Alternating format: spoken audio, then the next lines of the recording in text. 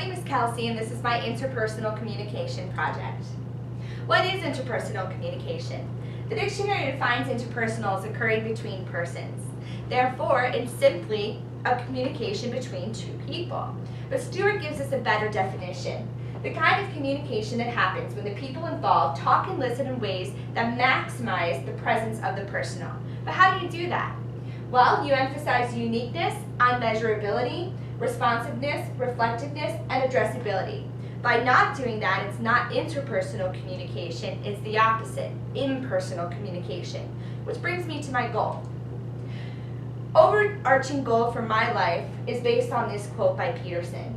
Poor communication blocks access to deeper relationships we want, and our friendships remain distant and impersonal. I want my relationships to be filled with interpersonal communication, not impersonal.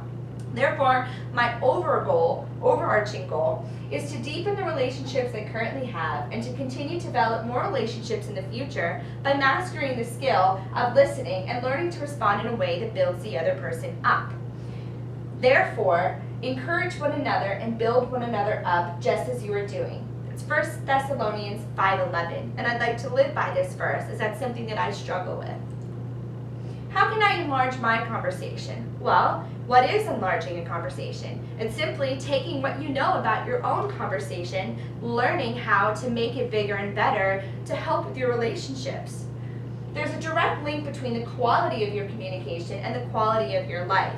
Therefore, why not learn the skill of communication if it has a direct impact on your life? How can I enlarge my own conversation? 2 ways. Number 1, I need to learn how to truly listen to what others are saying. Burley Allen says that true listening builds teamwork, trust, and a sense of belonging to a group. It's something I struggle with as I found after this course that I was never actually truly listening to what other people said. Number 2, respond to others in a way that builds one another up and ultimately builds a relationship.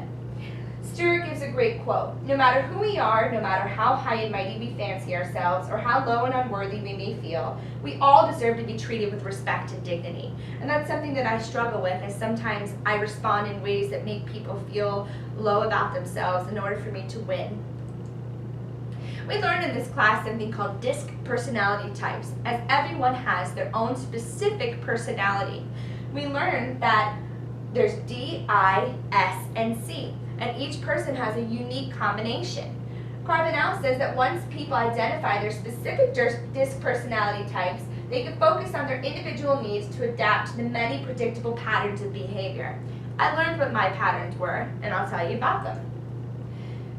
In public, in school, in work, out in public, I am a high C. I am cautious, calculating, critical thinker. I feel I should be more competent than others, conscientious, commitment to correctness, compliant. I experience more conflict, and basically it says that I'm a perfectionist. When I'm out in the world, I feel that if I just focus on what I'm doing and being the best at what I'm doing, that I don't need people to like me. I don't need to have relationships, but I'm putting work over relationships, which is not something I need to be doing. However, it's different in personal life. With my own friends and family, I actually was above the midline on all 4 types. I was DISC. And to sum it up, it basically says that I operate in 4 areas, and I aim to act as all 4 and be the best at all 4, which basically says I'm an overachiever. It can cause a lot of stress when you're trying to be the best at every area, as nobody can actually be. How my background and behavioral blend have influenced my personal conversation, well, it's positive and negative. Positively, I was independent, confident, outspoken, I succeeded, educated, I was the go-to person, and I was always the leader. However, it also impacted negatively, as I always was having to prove myself, always having to win. Perfection became number 1. Conversations became debates, as I always had to prove to someone I knew more than them and had to win. Too analytical and judgmental. I took things way too personally if someone did know more than me or someone proved that I actually was wrong. I always had to be the leader, and I could never follow. And following, I was never good at it, which is not a good quality to have. Potential barriers I have in my interpersonal communication are as follows. I am a ritual listener. It says, while others talk, ritual listeners prepare. As I was listening to someone, I would look for words or phrases so that when they stopped talking, I could come in and win the conversation. But I actually wasn't listening. So I need to stop looking to win and actually focus on what they're saying and trying to learn about these people. Number 2, biased listening. Anytime someone comes up to me, there are numerous times I'm guilty of forming an opinion about the level and value of what will be said. I already know ahead of time this is going to be a boring conversation, or this is irrelevant to what I need in the moment, so I would kind of shut down what I'm saying, which is not something I need to be doing. I need to let go of those opinions and really try to listen to what these people say and learn about them to build a relationship. Finally, self-disclosure. I'm very guilty of only giving tiny pieces of myself, but never all of myself. You're not supposed to give all of yourself to everyone, but in order to make some true lifelong relationships, you need to be able to show that you're willing to tell your story in order for them to tell theirs. Noise pollution. Noise pollution happens everywhere, and there's internal and external. Internal is what's going on in your head while you're having a conversation. Hearing what you want to hear, biased listening like I just talked about, or emotional listening. In order for me to help those, I need to not focus on what I want to hear or desire to hear, but what is actually being said. I also need to have more patience in the moment when someone comes up. And again, biased listening, knowing what they're going to say. Have patience. Listen to what they're truly trying to tell me. Finally, I need to balance and control feelings to be sure I'm actually listening. If something they say sparks an emotion, I will forget what they're saying, and again, I will wait for them to stop talking, and I will come in with my emotions. I need to balance it. External or other interruptions. Music, TV, movement, phones. Battelle says that you must take control of your responses to distractions and not simply allow them to control you. So if you're having a conversation, you can take some precautions. Turn your phone off, turn the TV off, go to a place where it's just you and that other person if the external distractions are too much for you in that conversation.